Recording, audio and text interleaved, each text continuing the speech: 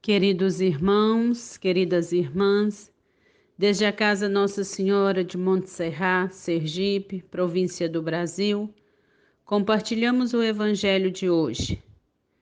O Evangelho de hoje, no 13º domingo do tempo comum, é o Evangelho de São Marcos, capítulo 5, versículos de 21 a 43.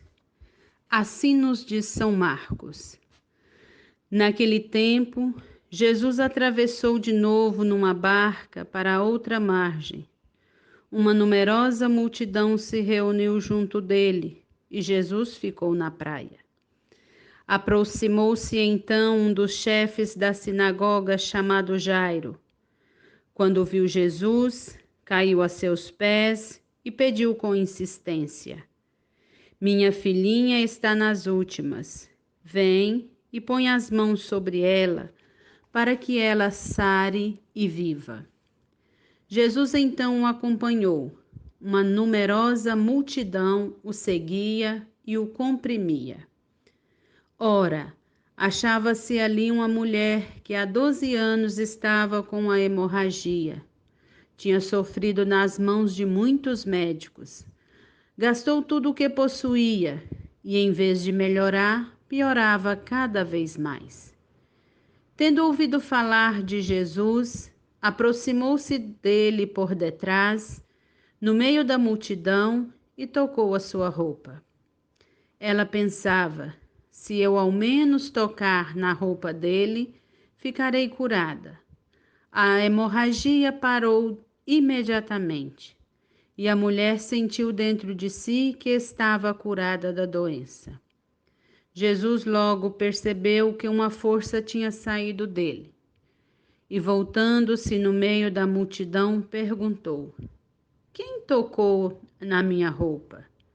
Os discípulos disseram: Está vendo a multidão que te comprime e ainda perguntas quem me tocou? Ele, porém, olhava ao redor para ver quem havia feito aquilo. A mulher, cheia de medo e tremendo, percebendo o que lhe havia acontecido, veio e caiu aos seus pés. Contou-lhe toda a verdade. Ele lhe disse: Filha, a tua fé te curou. Vai em paz e fica curada dessa doença. Ele ainda estava falando quando chegaram alguns da casa do chefe da sinagoga e disseram a Jairo: Tua filha morreu. Por que ainda incomodar o mestre? Jesus ouviu a notícia e disse ao chefe da sinagoga: Não tenhas medo, basta ter fé. E não deixou que ninguém o acompanhasse a não ser Pedro, Tiago e seu irmão João. Quando chegaram à casa do chefe da sinagoga, Jesus viu a confusão e como estava chorando e gritando. Então ele entrou e disse: Por que essa confusão e esse choro? A criança não morreu, mas está dormindo. Começaram então a caçoar dele, mas ele mandou que todos saíssem, menos o pai e a mãe da menina, e os 3 discípulos que o acompanhavam. Depois entraram no quarto onde estava a criança. Jesus pegou na mão da menina e disse: Talita cum, que quer dizer: Menina, levanta-te. Ela levantou-se imediatamente e começou a andar, pois tinha 12 anos. E todos ficaram admirados. Ele recomendou com insistência que ninguém ficasse sabendo daquilo e mandou dar de comer à menina. Palavra da salvação. Queridos irmãos, queridas irmãs, vivemos em uma sociedade cheia de contrastes e atrás dessas diferenças existem muitos elementos de proximidade. O Evangelho de hoje nos quer ajudar a refletir justamente isso. Apesar das diferenças, Somos muito mais parecidos do que imaginamos. E a melhor notícia: Jesus veio para salvar a todos. A primeira pessoa que nos é apresentada é Jairo, o chefe da sinagoga. A segunda pessoa apresentada por Marcos não possui um nome que a identifique, somente é chamada de uma certa mulher. Dentro deste contexto, já nos é sugerido um grande contraste. O nome nos identifica e o autor já nos chama a atenção. Jairo foi identificado, a mulher não. Por quê? Aqui existe uma mensagem. Uma multidão acompanha e rodeia Jesus. E há no meio dela pessoas sem nome, pessoas sem identificação, pessoas que não são reconhecidas e por isso são deixadas à margem. Não significava muito estarem ali. E como Jesus tratou essas pessoas?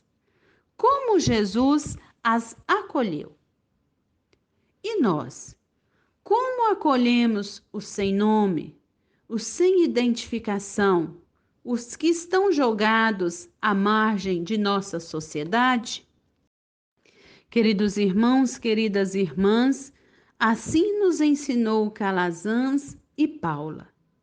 Precisamos estar atentos aos apelos que a sociedade nos faz no dia a dia e, caminhando entre os que nos interpelam, levarmos a cura. Através do nosso fazer educacional, somos convidadas, assim como Jesus, a sermos sinais de liberdade, de atenção, de cuidado e de confiança, curando assim aqueles que necessitam.